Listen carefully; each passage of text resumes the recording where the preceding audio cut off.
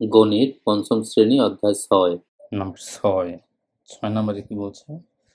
বার্ষিক 13% মুনাফায় কোনো ব্যাংক থেকে কিছু ঋণ নিয়ে 1 বছর পরে 8,440 টাকা মুনাফা দেওয়া হলো। আসল কত?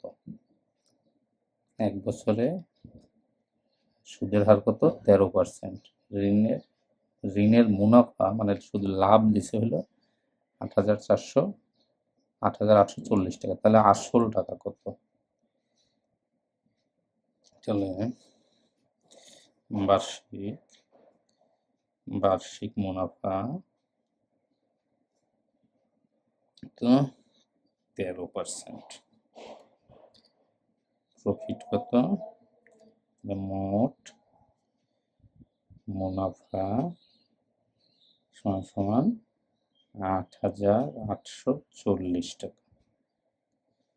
তাহলে প্রিন্সিপাল কত? মানে মূলধন, অতএব মূলধন সমান প্রফিট মুনাফা বাই রেট। মুনাফা কত? 8,840 বাই 13% মানে হলো 8,840 বাই 0.13। তাহলে কত টাকা হবে? 68,000 টাকা। 68,000 টাকা।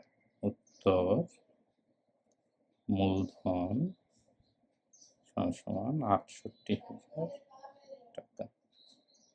Thank you.